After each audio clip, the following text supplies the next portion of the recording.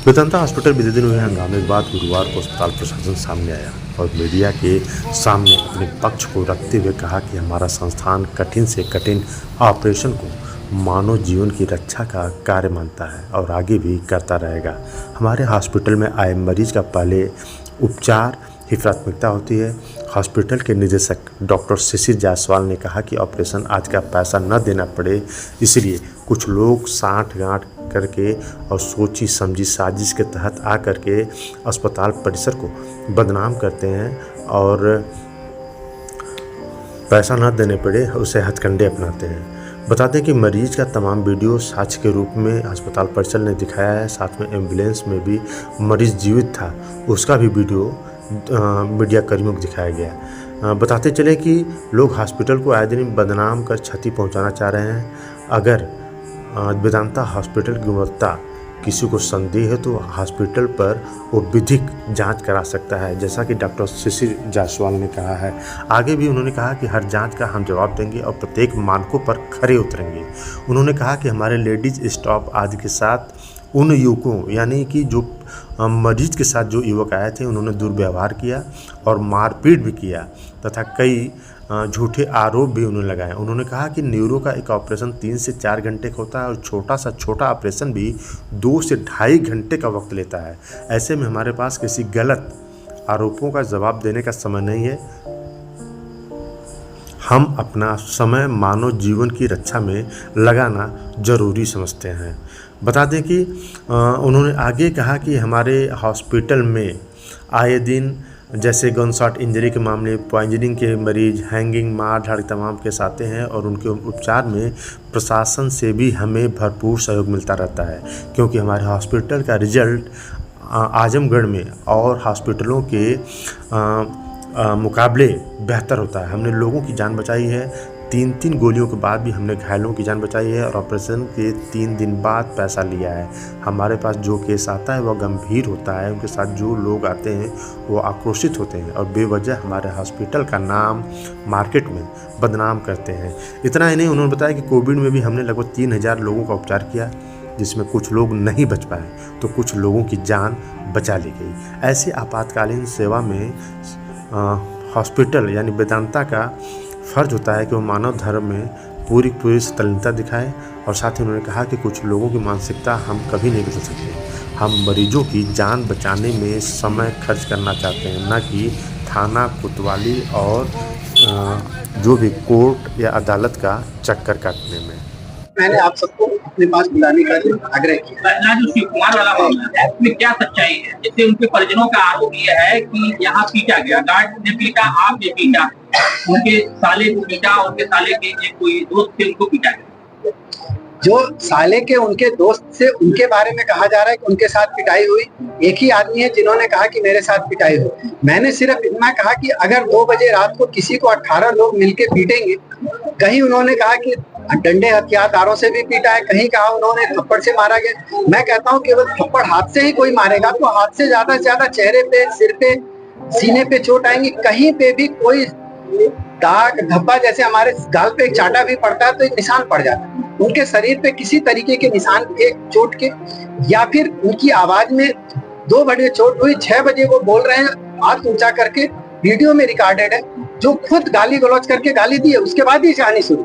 और उसके बाद ये बताया जा रहा है कि क्या उनको कहीं निशान थे ऐसे, या उनकी आवाज में ऐसी झलक थी कि उनके साथ मारपीट हुई है। केवल उन्होंने ये सारी घटना इसलिए बनाई क्योंकि पैसा न देना पड़ा। उनकी बिल 70,000 रुपए की बन चुकी थी। उनका था कि हमारा मरीज ठीक नहीं हो रहा है, डॉक्टर ने कह दिया बचने के चांस नहीं है, चाहे तो आप कहीं ले जाके दिखा लो या फिर इन्हें घर ले जाके सेवा करो। तो वही आप देखिए, मैंने उनका लिखित पे लिया है, 70,000 रुपए उन्होंने जमा किए, जिसका हमने एक पैसा नहीं लिया, उनसे लिखवा के लिया है और उन्होंने लिख के दिया कि मेरे साथ एक पैसा। और सारे वीडियो जब वो लाए गए थे तब भी बहुत क्रिटिकल स्टेज में थे। ऑपरेशन की सलाह दी गई उसका भी वीडियो, ऑपरेशन के बाद वेंटिलेटर पे शिफ्ट किया उसका वीडियो, ऑपरेशन के बाद जब वीडियो आयुष्मान में सारी सीरियस होते गए सबका वीडियो। इवन उन्होंने कहा 1:30 बजे रात को एक्सपायरी, सुबह 9:30 बजे वीडियो बनाया गया जिसमें डेट टाइम सब बोला गया। वो वहां पे खड़े हैं। उसके बाद जब वो एम्बुलेंस में शिफ्ट हुए हैं, एम्बुलेंस में लेटा दिया गया है, उनके दूसरे एम्बुलेंस के एम्प्लॉय सक्शन कर रहे हैं, उस समय भी वो अपने हाथ चला रहे हैं, अपने गर्दन को हिला रहे हैं, सांस ले रहे हैं बिना किसी ऑक्सीजन।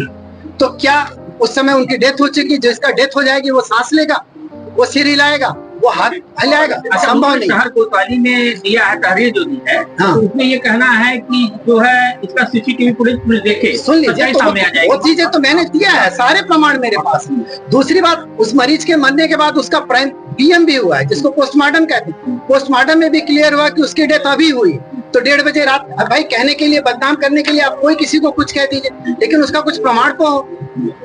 कोई प्रमाण नहीं, मेरे सारे प्रमाण है, लेकिन बस वही कि मैं हर किसी के पीछे कितना दौड़ता हूँ। अभी दो उससे पहले एक घटना, एक कोई वो थी बिहार, उजाला यादव, उन्होंने कहा कि साहब हमारा मरीज आईसीयू, भाई वीडियो है मेरे पास, वो मरीज मेरे पास आयुष्मान से भर्ती होता है, उसका 1 रुपया खर्च नहीं होता है, 4 दिन यहाँ इलाज होता है, चौथे दिन उसकी डिस्चार्ज होता है। डिस्चार्ज होने के बाद वो चल के अपने पैरों से गाड़ी में बैठ के जाता है, जिसका वीडियो मेरे पास है। उसके बाद वो अगले 4 दिन घर पे स्वच्छ रहता है, ठीक रहता है। फिर उसके बाद वो दिखाने के लिए रामन और लोहिया में ले जाते हैं, वहाँ भर्ती करते हैं, वहां पे उसकी डेथ होती है। तो भी कहा जाता है कि वेदांता में उसको सीरियस हो गया और मर गया। अब बताइए मैं इस चीज का प्रमाण कैसे दूं? अगर समाज में उजाला यादव का ये भी कहना था कि जैसे बच्चा यहाँ सीरियस था, आप उसको कहते थे कि नाटक कर रहा है, बहाना कर रहा है, ऐसा कुछ बात नहीं। भाई मेरी बात आप सुनिए, ये शब्द तो उनकी बनावटी है। अगर मैं ऐसा कहता तो कैसे उसका इलाज करता, और अगर ठीक होता तो कैसे पैरों पे चल के जाता हूँ। अपने पैरों से चल के जा रहा है, घर पे भी 4 दिन ठीक है, खा रहा है, पी रहा है, सारा काम कर रहा है, और चौथे दिन लोग उसको लोहिया ले जाने दिखाने के लिए, तो लोहिया वाले कह रहे हैं भाई कुछ इसमें दिक्कत लग रही है, इसको एडमिट करिए, इसकी जांच हो, और वहां पे उसकी डेथ हो रही है, और आप कह रहे हो कि वेदांता में उसको वो सीरियस हो गया, उसकी डेथ हो गई, तो मैं इसका क्या प्रमाण? अच्छा, हॉस्पिटल में एक और आरोप लगता है कि हॉस्पिटल बहुत महंगा है, वेदांता हॉस्पिटल। मैंने इसका जवाब अभी दिया सर, मैं आपसे यही जवाब देखिए सर, मेरे पास 90% क्रिटिकल पेशेंट है। इसका एक ही प्रमाण है कि अगर हम कोतवाली से पीआई निकालें, जिसे पुलिस इन्फॉर्मेशन कहते हैं, जिसमें गन शॉट इंजरी, पॉइजन के पेशेंट, क्रिटिकली इल पेशेंट, और जो मार धाड़ करके पेशेंट आते हैं, उसमें आधा से ज्यादा केवल वेदांता का योगदान होगा, और आधे में पूरा जनपद है। तो जब ज्यादा से ज्यादा मेरे पेशेंट आते हैं तो, और क्रिटिकल पेशेंट का इलाज होगा, तो उनका बिल ज्यादा बनेगी ही बनेगी। और दूसरी बात, क्रिटिकल पेशेंट जब भी आता है, मोस्ट ऑफ द कंडीशन वो ये कहता है भाई मेरा पेशेंट सीरियस है, आप इलाज शुरू करिए, मैं बाद में पैसा जमा कर दूंगा। जब बाद में पेशेंट ठीक हो जाता है, तब तो 4 लोग कहते हैं साहब इसमें थोड़ा बिल कम करिए, क्योंकि बिल आपकी ज्यादा लग रही, क्योंकि वो कंपेयर करते हैं नॉर्मल सर्जरी से, तो नॉर्मल सर्जरी हुई नहीं तो डेफिनेटली बिल ज्यादा लगेगी। दूसरी बात, अगर पेशेंट नहीं ठीक होता तो कहते भाई इनको डांटो कि तुमने हमारा मरीज नहीं ठीक किया, तो इतनी बिल कैसे बना दी? अरे साहब, जब आदमी ने काम किया है तो हर मरीज ठीक कैसे होगा? क्रिटिकल पेशेंट 100 के 100 पेशेंट अगर क्रिटिकल कहीं किसी अस्पताल में, दुनिया के किसी अस्पताल में ठीक हुए हैं, तो कोई मुझे बता दे। मेरे इलाज में कोई कमी हो, किसी ऑपरेशन में कोई कमी हो, उसके लिए अगर कोई एक प्रमाण मुझे दे दो, तो मुझे जो सजा मिले मैं मानने के लिए तैयार हूँ। लेकिन एज ए न्यूरोसर्जन अगर मेरी ट्रेनिंग ऐसी पीजीआई की है, वहां पे क्रिटिकल पेशेंट का ही इलाज किया जाता है, उसी की मेरी गुणवत्ता है, तो मैं अगर उस काम को कर रहा हूँ तो मेरा गुनाह क्या है? अच्छा, एक और आरोप लगता है कि आपने अपने वेदांता हॉस्पिटल से एक साम्राज्य खड़ा कर लिया है। तो समाज के लिए, समाज के लिए खड़ा किया है, अगर मैंने काम किया है, तो आप ये सोचे कि उसको मैंने समाज के लिए ही किया। मैंने जो भी आजमगढ़ में पैसा पाया या पैसा कमाया, आजमगढ़ के जनता के लिए ही इन्वेस्ट किया है। मैंने यहाँ का पैसा कहीं बाहर इन्वेस्ट नहीं किया।